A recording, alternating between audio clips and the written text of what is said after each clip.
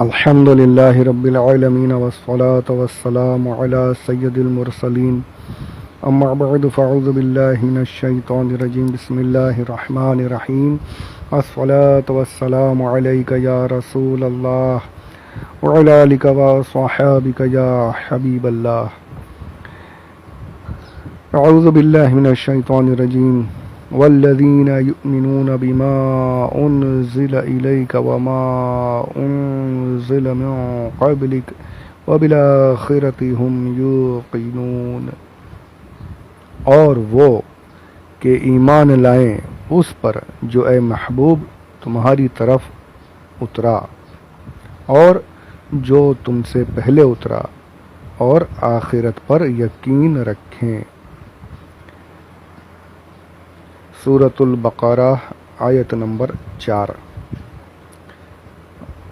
جس کا ترجمہ میں نے اعلیٰ حضرت کے ترجمہ قرآن کنز الایمان سے آپ کی خدمت میں پیش کیا. اس کے پہلے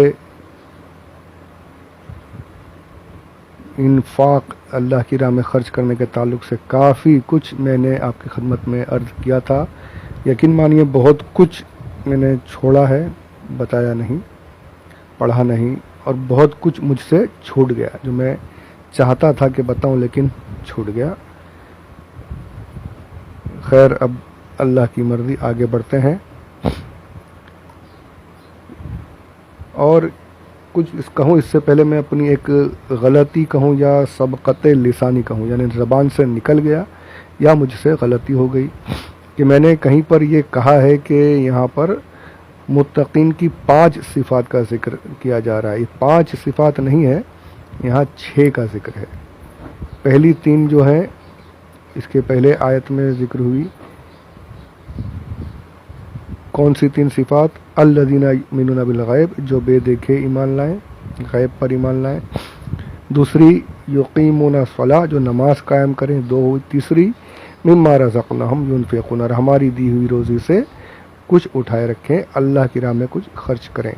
یہ 3 صفات پہلی آیت میں ذکر ہوئی. اب 3 یہاں پر. والذین یؤمنون بما انزل الیک، جو آپ پر نازل ہوا اس پر ایمان لاتے ہیں. اور وما انزل من قبلک، جو آپ سے پہلے نازل ہوا اس پر بھی انہوں نے ایمان لایا ہے، اس پر بھی ایمان لائیں. اور 6ٹھی صفت ہے وبالآخرۃ هم یوقنون، اور آخرت پر یقین رکھیں. تو شاید مجھ سے میں نے 5 کہا ہے کہیں پر، اگر کہا ہے تو وہ غلطی ہے. 5 نہیں، 6 صفات کا ذکر ہے. زبان سے نکل گیا سبقت لسانی یا مجھ سے غلطی سے، مطلب خیر وہ غلط ہے، 5 نہیں 6 صفات کا ذکر ہے. تو انشاءاللہ اس آیت میں جو اب ذکر ہو رہا ہے مومنین کی صفات کا، اس کی طرف انشاءاللہ بڑھتے ہیں. درود پاک پڑھ لیجیے. اللہم صلی علی سیدنا مولانا محمد وعلی آل سیدنا مولانا محمد وبارک وسلم صلاۃ و سلام علیک یا رسول اللہ صلی اللہ علیہ وآلہ وسلم. تو ایمان کا تو انشاءاللہ اب ہم پہلے ذکر کر چکے ہیں. ایمان کسے کہتے ہیں؟ جو ایمان لائیں.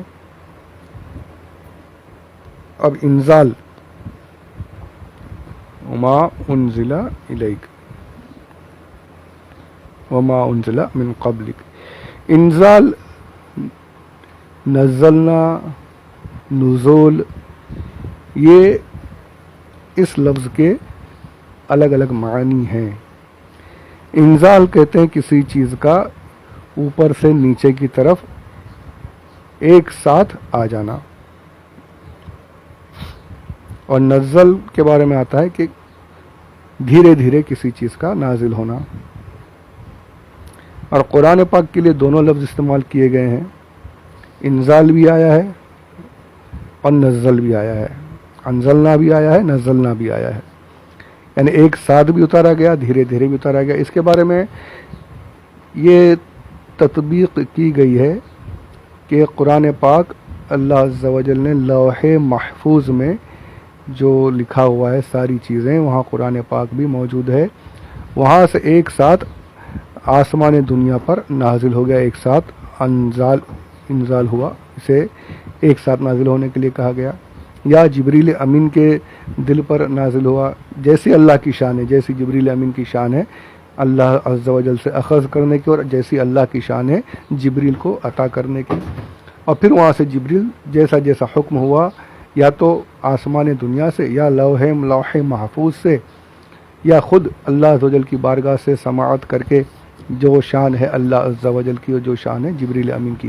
اب اس کی تحقیق میں نہیں جانا ہم کو، یہ بڑا علمی مسئلہ ہے، یہ بھی وہ اس کو جانے دیجیے، وہ کیسے حاصل کرتے تھے روحانیت سے، وہ سب ابھی بہت ٹاپ لیول کی باتیں ہیں، ہم لوگ بیسک پر چلتے ہیں۔ اللہ اگر شوق دے تو پڑھیے کتابیں، آگے بڑھیے، سیکھیے انشاءاللہ، اگر علماء موجود ہیں ان سے پوچھیے، معلومات حاصل کیجیے۔ بیسک طور پہ یہ سمجھ لیجیے جبریل امین یا تو لوح محفوظ سے لے کر آ گئے، جب اللہ کا حکم ہوا اتنا حصہ لے جاؤ تو اتنا حصہ وحی کے طور پر جبریل امین لے کر آئے، یا خود اللہ عز و جل ذات وحدہ لا شریک سے جیسا اس کی شان کے لائق ہے آپ نے وہاں سے حاصل کیا اور حضور کی خدمت میں وحی کے طور پر لے کر آتے تھے۔ تو یہ نزلنا اور انزلنا کے بارے میں مختصر طور پر میں نے عرض کیا ہے۔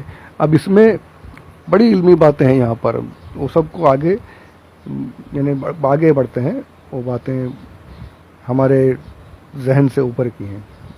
اور نحوی باتیں، نحوی جو ہے گرامر کی باتیں، وہ تو میں سب کچھ ہر جگہ اسکپ ہی کر رہا ہوں، جہاں ضرورت ہوگی وہیں بتاؤں گا، کیونکہ یہ سمجھ لیجیے عام لوگوں کے لیے، سب نارمل جن کو معلومات حاصل ہو جائے، بس اسی حساب سے میں یہ جو سلسلہ میرا ہے وہ کوشش کر رہا ہوں۔ تو آگے بڑھتے ہیں۔ نزلنا کے بعد کس پر ایمان لاتے ہیں؟ ان کی چوتھی صفت کیا ہے؟ جو کچھ آپ پر نازل ہوا۔ والذین یؤمنون بما انزل الیک، جو کچھ آپ پر نازل ہوا، وہ کیا نازل ہوا؟ وہ ہے قرآن مجید، قرآن پاک جو نازل ہوا اس پر یہ متقین جو ہے ایمان لاتے ہیں۔ یہاں پر ایک بات یہ آ جاتی ہے کہ قرآن پاک نازل ہوا، اس پر انہوں نے ایمان لے آئے، اس پر ایمان لے آئے، حالانکہ اس دور میں صحابہ اکرام موجود تھے، حضور اکرم صلی اللہ علیہ وآلہ وسلم ظاہری حیات کے ساتھ صحابہ کے درمیان موجود ہے، قرآن پاک کا نزول جاری تھا، پورا قرآن نازل نہیں ہوا تھا، پھر بھی یہ کیوں کہہ دیا گیا کہ قرآن پر جو کچھ آپ پر نازل ہو گیا اس پر ایمان لے؟ ابھی تو نزول جاری ہے، ختم تھوڑی ہوا ہے، ابھی تو قرآن پاک آنا شروع چل ہی رہا ہے، سلسلہ جاری ہے، مکمل نہیں ہوا، پھر بھی یہ کہا جا رہا ہے کہ جو کچھ نازل ہوا اس پر ایمان لے آئے، یعنی جتنا نازل ہوا تھا اس پر ایمان لائے، بعد والی پر نہیں۔ ابھی تو آیتیں آنا باقی ہے، تو جو نازل ہوا اس پر ایمان ہے ان کا، بعد والی آیتوں پر ایمان نہیں ہے، تو ایسی بات نہیں ہے۔ اس کا جواب یہ دیا گیا کہ یہاں پر جو نازل ہوا اور جو آنے والا ہے، تو جو کچھ نازل ہو چکا ہے اس کو غلبہ دے دیا گیا کہ جو کچھ آیا ہے اس کو بھی شامل، آنے والا ہے اس کو بھی شامل کر لیا گیا، جو کچھ نازل ہو چکا ہے، جو کچھ نازل ہونے والا ہے، سب پر ان کا ایمان ہے، سب پر یہ ایمان لے آ چکے ہیں۔ اس میں اور گرامیٹیکل طور پہ بھی انہوں نے کافی وضاحت کی ہے، جواب دیا ہے، تو وہ سب یعنی ایک قرآن پاک کی ایک آیت ہے، اس کو سمجھ لینے کی بات ہے، وہ سمجھ، اس سے اور ہماری بات کو تقویت مل جاتی ہے۔ جو تمام تفاسیر میں یہ آیت لکھی ہوئی ہے کہ جب جنہوں نے حضور اکرم صلی اللہ علیہ وآلہ وسلم سے قرآن پاک کی آیات سنی، حضور کی بارگاہ میں حاضر ہوئے، قرآن سنا، ایمان لائے اور پھر واپس اپنی بستی میں گئے، تو ان جنہوں نے کیا کہا تھا وہ سماعت فرمائیں۔ سورۃ الاحقاف آیت نمبر 30، اس میں جنوں کا وہ قول ذکر ہے۔ اللہ تعالی ارشاد فرماتا ہے کہ جب یہ حضور کی بارگاہ میں قرآن پاک سنا اور اپنی بستی میں واپس گئے، تو اپنی بستی والوں سے انہوں نے کہا انا سمعنا کتابا انزل من بعد موسیٰ، ہم نے وہ کتاب سنی جو موسیٰ علیہ السلام کے بعد نازل ہونے والی تھی، نازل ہوئی۔ دیکھیں یہاں پر کیا کہہ رہے ہیں کہ ہم نے وہ کتاب سنی، ابھی کتاب پوری کتابن، ابھی تو پوری کتاب نازل ہوئی نہیں ہے، قرآن پاک ابھی مکمل نازل ہوا نہیں ہے، پھر بھی انہوں نے کہا، اور یہ قرآن پاک ہے، یہ کوئی دوسری کتاب نہیں، قرآن خود فرما رہا ہے کہ وہاں پر پوری کتاب کا انہوں نے کہا ہم نے کتاب سنی. تو اس سے مراد، حالانکہ کتاب ابھی نازل ہوئی نہیں، پورا انہوں نے سنا نہیں، پھر بھی کتاب کا ذکر کیا، تو پتہ چلا کہ مطلب یہ تھا کہ ابھی جو بھی قرآن نازل ہوا ہے اور جو آنے والا ہے، تو یہ قرآن کا بعض حصہ بول کر کے، یعنی قرآن کے ایک حصے پر بھی ایمان لانا پورے قرآن پر ایمان لانے کے برابر ہے، اور ایک حصے کا بھی انکار کرنا پورے قرآن کے انکار کے برابر ہے. یعنی جس نے اگر کسی ایک آیت کا بھی انکار کیا وہ کافر ہے. تو یہاں پر یہی مطلب ہے کہ جو کچھ آ چکا ہے اس پر بھی ان کا ایمان ہے، اور جو ابھی نازل ہونے والا ہے اس پر بھی ایمان ہے. کیوں؟ کیونکہ انہیں یقین ہے کہ قرآن جب تک حضور اکرم صلی اللہ علیہ وآلہ وسلم یہ نہ کہتے کہ اب دین مکمل ہو چکا ہے، یہ قرآن نازل ہوتا رہے گا. انہیں اس بات پر یقین تھا، اور اسی لیے فرما دیا گیا کہ جو کچھ آپ پر نازل ہوا اس پر یہ ایمان لائے ہیں، اور جو کچھ نازل ہوگا اس پر بھی ان کا ایمان ہے. تو یہ ایک مسئلہ ضروری تھا، حالانکہ علمی بحثی پر ضروری بات تھی. شیطان وسوسے ڈالتا ہے، تو یہ وسوسے دور کرنے کے لیے میں نے عرض کر دیا ہے. اللہ عز و جل نے اس کے پہلی والی آیت میں یہ ارشاد فرمایا تھا متقین ہوئے ہیں جو غیب پر ایمان لائیں. اب اس آیت میں اس ایمان کی اور وضاحت کی جا رہی کہ صرف غیب پر ایمان لائے. غیب کیا ہے؟ اللہ عز و جل سب سے بڑھ کر غیب ہے، تو صرف اللہ عز و جل کو مان لینا کیا یہی کافی ہے؟ تو اب بتایا جا رہا ہے کہ جی نہیں، صرف اللہ کو مان لینا یہی کافی نہیں ہے. اللہ کو تو آج ساری دنیا مانتی ہے. انگریز گاڈ کہہ کر مانتے ہیں، ہندو پرماتما کہہ کر مانتے ہیں، آل مائٹی. انہیں ہر ایک کے پاس اپنا اپنا ایک نظریہ موجود ہے جو یہ مانتا ہے کہ دنیا کو چلانے والا ایک ہے، ایک تو ہی نرنکار، اور پتہ نہیں اور بھی کیا کیا باتیں ہوتی ہیں، سب کا مالک ایک، سب مانتے ہیں. لیکن اللہ کے بعد مومن کون ہوگا کہ اللہ عز و جل کو ماننے کے ساتھ ساتھ اس کے رسول کو مانے، اس کی لائی ہوئی کتابوں کو مانے، جو کتابیں نازل ہو چکی ہیں، قرآن بھی اس کے پہلے والی بھی. دیکھیے آیت میں ہے وما انزل من قبلک، جو آپ پر نازل ہوا قرآن پاک، اور جو آپ سے پہلے نازل ہو چکا ان کتابوں کو بھی مانتے ہیں، اس پر بھی ایمان لائے ہیں. تو یہ اس کی تفسیر کی جا رہی، صرف غیب پر جی نہیں. اب اس کے آگے کہ غیب کے ساتھ ساتھ اللہ پر ایمان لانے کے ساتھ ساتھ جنت جہنم اور آخرت وغیرہ پر ایمان لانے کے ساتھ ساتھ ان کتابوں پر بھی ایمان لانا ہے جو اے محبوب، ایک تو ایک کتاب جو قرآن آپ پر نازل ہوئی ہے، اور جو آپ سے پہلے دوسرے انبیاء پر بھی نازل ہوئی. دوسرے انبیاء پر شاید، حالانکہ مجھے پکا یقین ہے کہ بہت سو کو پتہ ہی ہوگا کتابیں اور کون کون سی ہیں. کئی صحیفے کچھ یعنی کہ کچھ پیجز سمجھ لیجئے جو نازل ہوئے وہ کئی ہیں، پر بڑی کتابیں، آسمانی بڑی کتابیں وہ 4 ہیں. اگر پتہ نہیں تو میں اپنی ثواب کمانے کے لیے میں عرض کر دے رہا ہوں، اسے یاد کر لیجئے کہ 4 بڑی کتابیں جو ہیں آسمانی وہ کون کون سی ہیں. زبور شریف جو حضرت داؤد علیہ السلام پر نازل ہوئی، توریت شریف جو حضرت موسیٰ علیہ السلام پر نازل ہوئی، اور انجیل جسے بائبل کہتے ہیں. توریت کو اولڈ ٹیسٹمنٹ کہتے ہیں، جو یہودی جس پر سمجھتے کہ ہم اس پر عمل کرنے والے ہیں، حالانکہ پورا چینجز ہے سارے کی سارا. بائبل انجیل وہ بھی آج چینج ہے. زبور تو پتہ ہی نہیں چلتی کہاں ہے. تو یہودیوں نے اولڈ ٹیسٹمنٹ توریت کو چینج کیا ہے، بہت کچھ گڑبڑ ہے.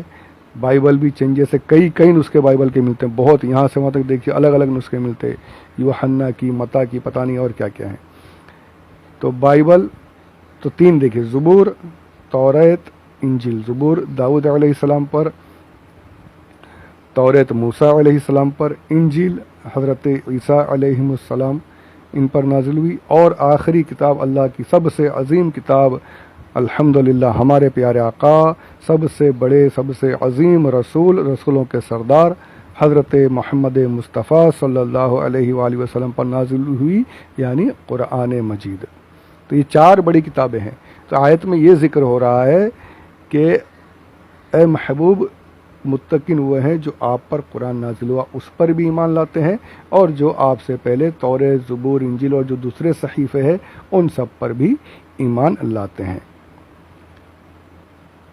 تو یہاں پر ایک لنک بتایا گیا کہ پہلے مکہ میں کس کا ذکر ہو رہا تھا؟ ان کا ذکر تھا کہ جو صرف شرک میں مبتلا تھے، مشرکین تھے، انہوں نے الگ الگ بتوں کی اور پتہ نہیں کیا کیا ہر چیزوں کی پوجا کرتے تھے. یہ حال تک کہ کہیں سفر میں جا رہے ہیں تو 4 پتھر ڈھونڈتے تھے، کہیں سفر میں ہے تو 4 پتھر ڈھونڈ لیتے تھے، 3 پتھروں کا چولہا بناتے تھے جس سے آگ وغیرہ جلا کے کھانا وغیرہ پکانا، اور ایک اچھا پتھر لے کر اس کو سائیڈ میں رکھتے اور اس کی عبادت شروع کرتے، اس کی پوجا شروع کر دیتے. یہ حال تھا مشرکین کا. تو پہلے بتایا یہ شرک سے نکل کر یہ لوگ باہر آئے، ایمان بالغیب انہوں نے قبول کیا، ایمان لائے اور شرک سے باہر آ گئے. اب یہاں پر ذکر ہو رہا ہے کہ اے محبوب یہاں پر صرف یہ کتاب جو ہے صرف انہی مشرکین کے لیے ہدایت نہیں ہے. پہلے فرمایا نا ذالک الکتاب لا ریب فیہ ھدی للمتقین، صرف مشرکین کے لیے نہیں، یہ کتاب تو ان کے لیے بھی ہدایت ہے جو یہودی تھے، جو عیسائی تھے، جن کے پاس توریت اور انجیل تھی اور جنہوں نے توریت اور انجیل کا علم حاصل کر کے اس مذہب کو، اسلام کو حق جانا اور پھر اپنے اس مذہب جو منسوخ ہو چکا تھا اس کو چھوڑ کر کے، اس ختم ہونے والے جو ختم ہو چکا ہے اس مذہب کو چھوڑ کر کے اسلام کے دامن میں داخل ہو گئے. یہ کتاب ان کے لیے بھی ہدایت ہے. یعنی جو یہودی تھے، جانکار تھے، جیسے حضرت عبداللہ بن سلام رضی اللہ تعالیٰ عنہ، یہ ان کے بارے میں ذکر ہے اس آیت میں کہ آپ وہاں سے توریت کا علم رکھنے کے بعد انہیں پتہ چل گیا کہ یہ نبی آخر الزماں ہے، تو آپ نے یہودیت کو ترک کیا اور آ کر کے اسلام کے دامن میں داخل ہوئے. تو یہ کتاب صرف مشرکین کے لیے ہی نہیں بلکہ جو اہل کتاب ہے، جو توریت اور انجیل کے پڑھنے والے جاننے والے ہیں، ان کے لیے بھی ہدایت ہے. تو اس آیت کے بارے میں اور بھی تفصیل رہے گی انشاءاللہ، آگے بھی سماعت فرمائے. اللہ عز و جل صحیح علم حاصل کرنے کی اور سمجھنے کی، مجھے سمجھانے کی توفیق عطا فرمائے. آمین بجاہ النبی الامین صلی اللہ علیہ وسلم. وما علینا الا البلاغ المبین.